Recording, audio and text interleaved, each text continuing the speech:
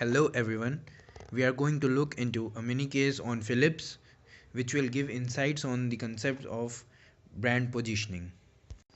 The establishment of Royal Philips Electronics dates back to 1891 when Anton and Gerard Philips started this company as a carbon filament lamp manufacturer. Now let's see the evolution of branding of Philips over the years. The branding of Philips started with a logo for the company by using the initial letters of Philips and Co. The word Philips also appeared on glass of its metal filament lamps as visible in the image. Now, in 1930, Philips introduced a symbol featuring waves and stars enclosed in a circle with the word mark of Philips, and this symbol has been used by the company consistently since the 1930s. Now comes the positioning of the brand Philips. Philips has always occupied a distinctive place in the minds of its customers for its ability to innovate and its technological prowess. But how Philips created its distinctive place? Philips is credited with the introduction of various innovative products such as the radio, video cassette recorder, compact disc, and digital video discs. Philips was first to introduce these products into the market, and as a result, it created an image of technological superiority and innovation over its target market. But being able to use the technology in new and innovative way was not enough for the company.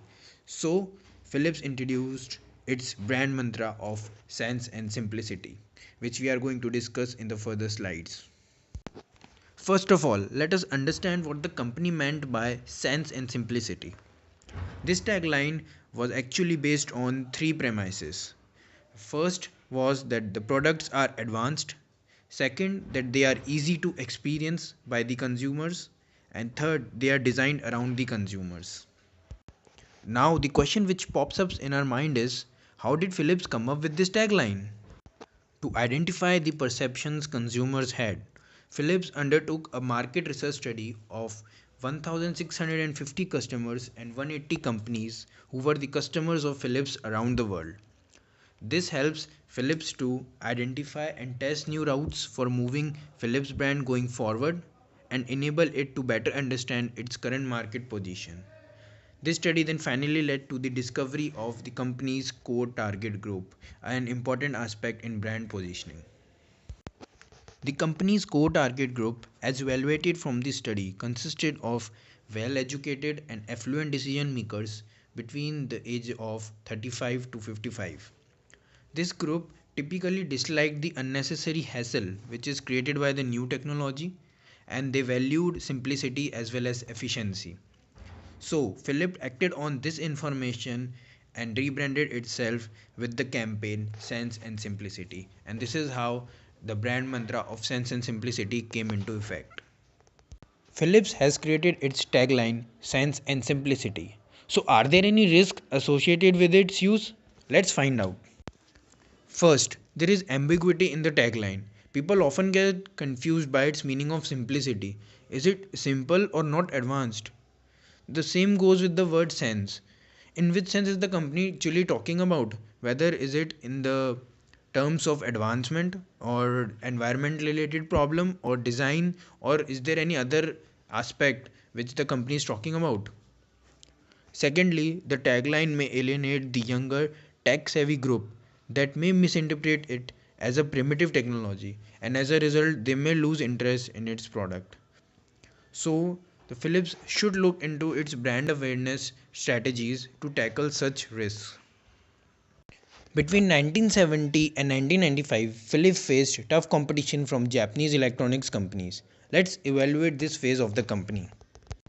The Japanese companies cut into the Philips's market shares because they flooded the market with inexpensive consumer electronics. So what strategies Philips can follow to ward off this competition? Introduction of large automated plants to increase production. How can this be helpful? This will increase its quantity of products in the market, which will prove to be a point of parity with respect to Japanese manufacturers. Also, Philips can improve upon its connection with the people and remove doubts about its superiority and easy to use experience, as well as availability of its products by emotional and cultural branding along with its global marketing representation. Philips should reinforce its category membership as shown in the perceptual map by choosing specific points of parity and points of differences, such as increasing its quantity of product as well as offering them at a relatively lower prices. This will help the company to get more close to its target market segment, which is represented in the map by the digit 1, and the expected position of the company is represented by the letter P dash. Let's summarize what we have learned. We have seen the history of Philips, then its branding evolution, and looked into its positioning. We have evaluated its brand mantra and the risks associated with the use of it. Finally, we saw some strategies to combat its competition from the Japanese manufacturers. Thank you for your patience. I am Harshit Gupta from IIT Roorkee. I made these slides during the marketing internship by Professor Samir Mathur from IIM Lucknow.